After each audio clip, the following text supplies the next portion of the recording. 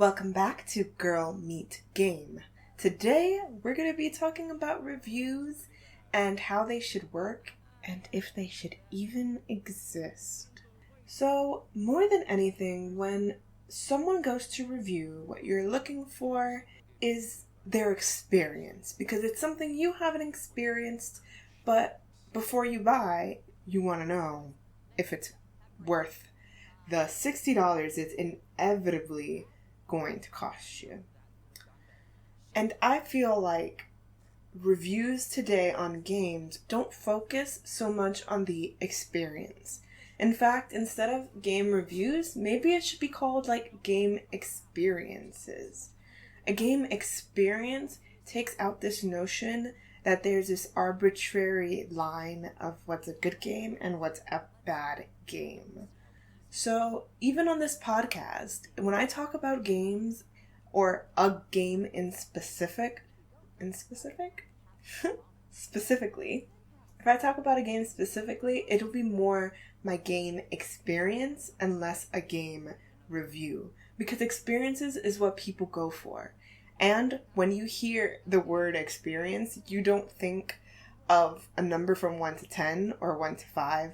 You think of bits and pieces that kind of resonate with who you are so that, you get on the same page. That being said, when you're looking for any kind of game review or game experience, you need to find gamers that are similar to you. For example, don't go looking at a strategy game review from someone who only plays strategy games and you're new to the genre, because all that's going to happen is they're going to be talking about things you can't possibly understand, really, in terms of the actual game itself, because it's a genre you're unfamiliar with. But not only that, it's a genre that they have so much specialization in that it's really overwhelming. You might be sitting there like, oh, okay, so that's a bad thing? Why is that a bad thing? And I've been there so many times where I'll look up a review for a game, and then when I click on one, I'm just like, but I can't wrap my head around this. What's the point? It's because we need to find people on the same wavelength as us. Now, as beginner gamers, as gamer girls, it might be a little bit harder to find somebody's related experience to the game you want, but there's definitely plenty of streamers out there. There's plenty of channels out there that kind of give the perspective of being a girl and specializing kind of in one sort of game.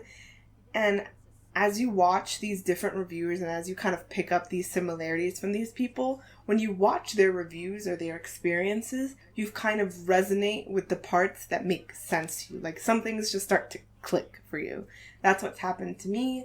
And then it becomes from somebody who plays strategy games and only plays strategy games to, hey, I've been playing, I've got 1 or 2 under my belt. This is what I think. Because even those more experienced gamers, when they give reviews on games that they're very passionate about or really kind of niched into, they forget how to elaborate on the beginner experience. So it leaves us kind of high and dry at the end of the day.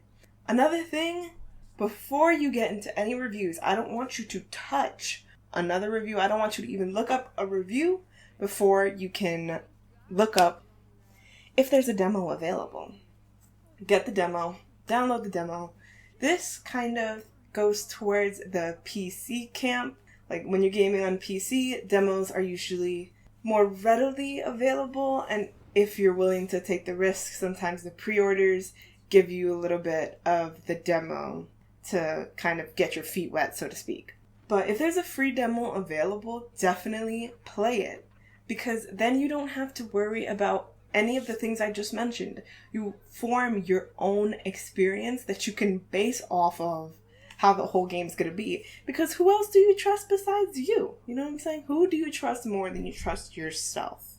So definitely look up game demos, which need to make a comeback, a little birdie named Xbox told me that we should be getting more demos, and I've been waiting for them to come through on that sense for the Xbox platform, so demos don't have to be such a PC thing.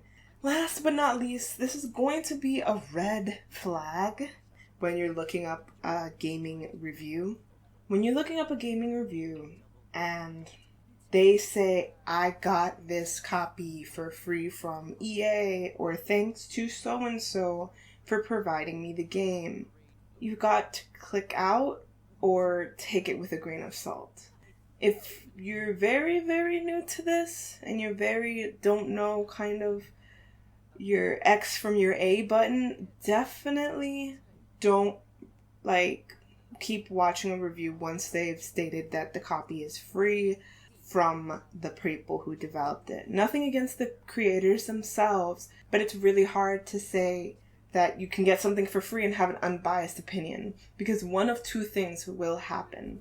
One, you'll either be way too harsh on the game as the reviewer, or two, you'll be lenient on things you wouldn't have otherwise, like if you had bought the game yourself. So those things are really important, and that kind of does put into question your kind of validity in what you're saying as a reviewer. So as someone watching reviews, you've really got to be careful with that.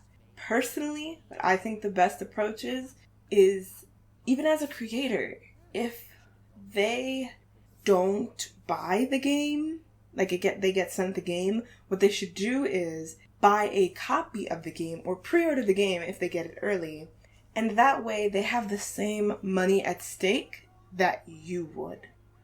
So it makes it into a situation where the value of the dollar or euro or peso or whatever your currency is comes into play, because that's really, really important, especially with a new kind of expensive hobby like gaming is. You want to make sure you're getting the value for your money.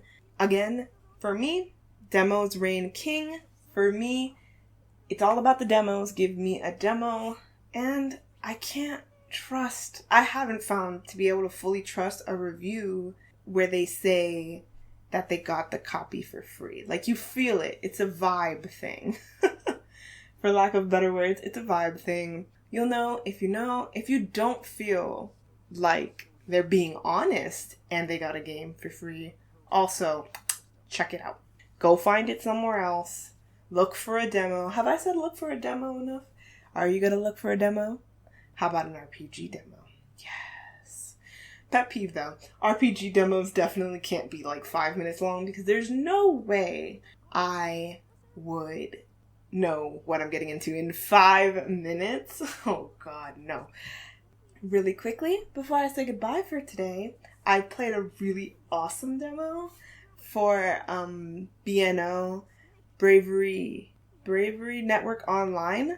It's like this fighting type game. It actually was really, really cool. I talked about it when I was doing it on Insta stories, but that was a really fun game. I actually have to really look up when that came out. So while I do that, you keep in mind what I said about reviews, because I don't want you to waste $60. You know what you could get with $60? A lot. That being said, I'll catch you guys next time. GG.